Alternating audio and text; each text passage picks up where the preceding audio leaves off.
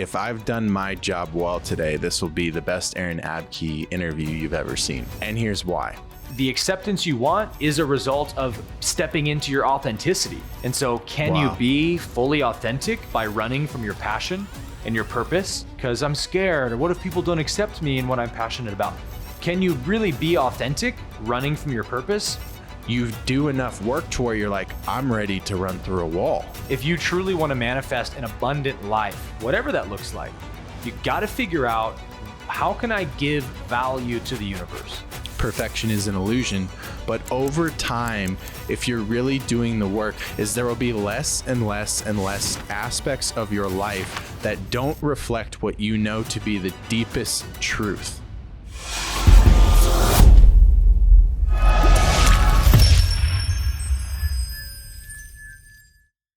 When we're put on this pedestal, or people view you as a guru, or me as a guru, or perfect, or whatever, it's very isolating. I think people think it's a compliment, or like they're complimenting us, but it's actually like isolating us. Ego loves to specialize and to make certain people special. And you can get trapped in that for a long time. It's not until you decide to stop doing that consciously and be like, I'm gonna take everybody off every pedestal in my mind. I'm gonna see every being as equal. And not that I'm gonna demote the guru down to my level and be like, he's just a flawed person like me. I'm actually gonna raise myself to that level and say, I'm also a divine, perfect being like they are. And I think if you can actually do that, you accomplish both simultaneously, in that you accept your human essence as well as theirs, because you realize that the human is the divine. There's nothing imperfect or wrong about being a human. Having a conflict with my partner, these are all actually divine parts of who we are, that our soul comes here to be a human and to make mistakes and to learn from mistakes and to correct ourselves. And I think when you see that as divine, then you lose the ability to pedestalize people and have that kind of guru worship tendency. So to me, people who are doing that is just a tall tale sign that they haven't realized that their human essence is divine and not to be rejected or dismissed, but to be elevated to the same level. After a while, you look up and you've become this person that's like unrecognizable, and you've healed so much, and you've had to learn so much. You've had to solve so many problems. You've had to become a better man. You've had to become a better father. You've had to become a better partner. You've had to become a better businessman. You've had to become a better teacher. You've had to become a better leader. And all of a sudden, you're so high value and you've solved so many problems in your own life that like other people trying to come into your life as a new friendship, it's like, well, the bar's pretty fucking high, because like in order for you to add value to my life, you're gonna have to bring something I'm not already bringing to myself, and that my conscious partnership and my close friend existing friendships aren't already bringing. And that becomes like pretty challenging. So it's never about rejecting anybody. It's just about being in alignment with where you're at. And in that sense, to say no to what you don't want is saying yes to what you do want. And that's the difficult position, I think, that many people listening right now probably relate to, in that when you go through a spiritual awakening, all of a sudden you may lose a bunch of friendships. And I hear people say all the time, like, Aaron, how do I attract more aligned friendships with people that are also on a spiritual journey like me? And I'll usually say, well, have you let go of all the friendships that aren't on a spiritual path like you yet? Because if you're still trying to hold on to those friendships, and I did it myself for a long time, you're kind of telling the universe, I'm not quite ready yet for a more aligned friendship because I'm still interested in this one. That's very misaligned at this point. It's the classic example, right, of you have to close this door first before that one will open. If you're in that place where all your friendships appear to be just toxic to you and they don't help your spiritual growth, and that's what you're most concerned with at this point in your life, rather than fighting that and trying to find better friends, maybe you just say goodbye to all those friendships and you spend some time in isolation, right? Be in that controlled environment where I don't need any friends right now. I need to be with myself and find out who I am. And you spend more time meditating or reading and watching spiritual videos that contribute to your growth. And what I've found, I haven't had to do any work at all to manifest any of the high level friendships I have today. And I'm blessed with many high-level friendships that I highly value.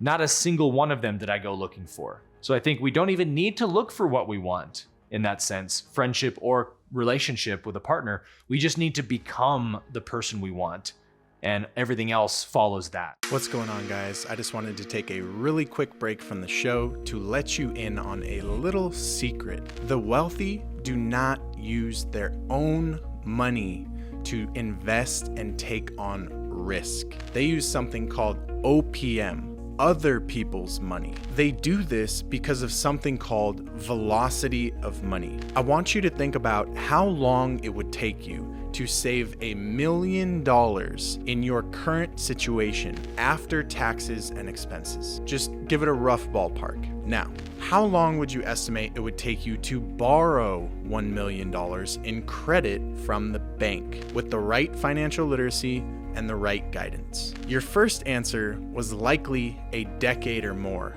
unless you're pretty well off. And your second answer was hopefully more like a few months.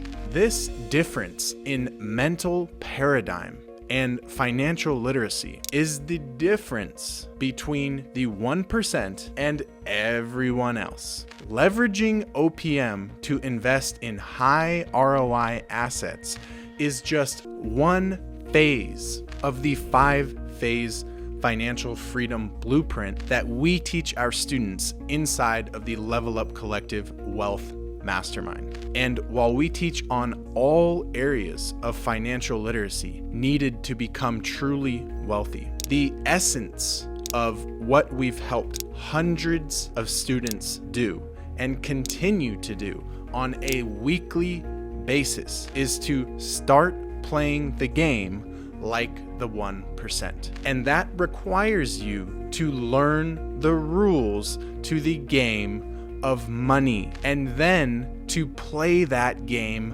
well.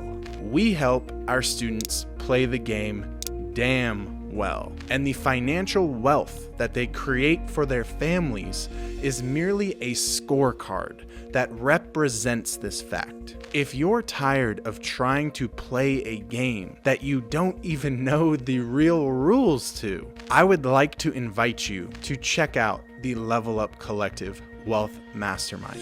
We will quite literally change the trajectory of your family's life if you give us the chance to. I put my entire reputation behind that statement. For more info, check out the link in the description below, or you can go to jgriff.org/LUC. I'll see you on the inside, my friend. Peace and love. Literally, when you can form that relationship to it that me and Aaron have now established later in our journeys, where it's like, to love myself is to do this work. To love others is to do this work. That is a totally 180 degrees different relationship to work than working for a tech company and going into your cubicle 9 to 5, right? Or working for an HR company or fast food or being a server or whatever it may be, because it's just about money. It's just about survival. And at a deeper level, it's just about fear. As long as you're married to a 9 to 5 or worse, you won't have the time it takes to truly ascend spiritually and graduate from this realm, because it demands a lot of you, right? And if every waking moment is spent worrying about how am I going to pay the bills and I got to go to this dead end freaking job I hate, you are a slave to something that you don't want to be involved in. But because you're disempowered enough to think, well, I can't make it without this enslavement job, then you're stuck in that job. It is abusive to your soul to do something you don't want to do over and over again, because your soul is all about purpose and who I am and authenticity and actualizing my purpose here. You have to find your purpose in this life and work towards it at all costs. Yes, even the cost of being homeless on the street, right? That's the ego's worst fear. Well, if I pursue my purpose and my passion, I could lose everything and end up on the street. And it's like, how many stories have you heard where people did that? And that's when they actually started to find their purpose, and now they're a multimillionaire or something. That happens all the time. And sometimes it's part of the hero's journey, right? Now, it is extremely rare that happens, but look, even the ego's worst fear of if I follow my passion, blank will happen, will inevitably lead to your success. So what's your excuse now? Failure doesn't exist in the universe. That's a lack belief. There isn't such a thing as failure, meaning, I hope you guys are listening, you cannot fail by following your purpose. It's an illusion, it's an abstraction, it's not a real fact. So the thing is, we want acceptance so bad that we're willing to deny our purpose to get acceptance. Ironically, the kind of acceptance we really want, which is to be seen, right, for what we are and our unique purpose and our unique gifts, to really be accepted like that requires you to step into your purpose. If you truly want to manifest an abundant life, whatever that looks like, you got to figure out, how can I give value to the universe? What can I do? What can I give that provides value to others? And then you won't even have to worry about getting the value back. It'll come to you naturally. That's been my journey with wealth and finances. It is a fact, is a metaphysical fact of God's being that God is infinitely abundant. And so if I am the I am of God, the I am of God is the I am of me. Why should I ever settle for any level of poverty, whether it's poverty in friendships, poverty in romance, poverty in finances, poverty in opportunity, poverty of purpose? It doesn't matter what it is. I should never settle for lack in any area of my life once I know that abundance is who God is. When someone is ready, because I'm not saying all of you listening to this right now are necessarily ready right now, but when you're ready, you will know. Whether or not you answer the call, that's on you, but you will know. And when it starts calling to you, realize that it is the next level of integration of what you think you know spiritually. You only know it as deep as you can know it until you go out there and live it. And it's hard to live it when it's not your lifestyle. How many truths do you know in your head right now that you're betraying and going against by checking into a 9-to-5? Mm-hmm. That is what we're saying. You have to align your life with an embodied lifestyle, meaning that the concepts and principles that you know to be truth have to reflect in the way you wake up and live your life. When you can fully accept who you are from the heart, and you can also know who you are, right? I'm meant to do this. I'm passionate about that. This is my purpose. This is what drives me. That's self-knowledge. And then can you marry those two things? Can you absolutely love the fact that you are the way you are? Can you absolutely love what lights you up and the dreams you have for your future? Because guess what? That's all divine, right? That's all the universe's desires manifesting through you. So in another sense, it's kind of like, stop being so selfish and hiding your light and shrinking, right? Give your desires back to the universe, right? None of it's yours to begin with. It was given to you by God to be this person you are, to have this passion you have. Why would you keep that to yourself and hide it from the world? And here's the key, you guys, is that working for your soul's purpose, working for your passion, is a critical aspect of spiritual growth. If you're actually working towards what lights you up and what you're passionate about doing in this life, again, from a position of being of service to humanity, how can I make the world better? How can I help this planet grow through my work?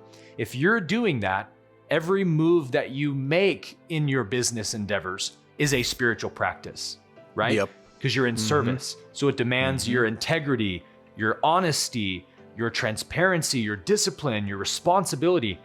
To work towards a passion, to build something, to create something, demands every aspect of who you are to be involved in it. Me and Aaron's intention is not just to entertain you. It is to give you a roadmap. We're trying to illuminate that you can have this too. And as long as there is a disconnect between what you know to be true conceptually and intellectually, and how you live your life when you wake up Monday morning, there's going to be suffering, fragmentation, judgment, self-deprecation. You're gonna struggle. And the more you can integrate those two, the more you're going to experience heaven on earth, in my opinion.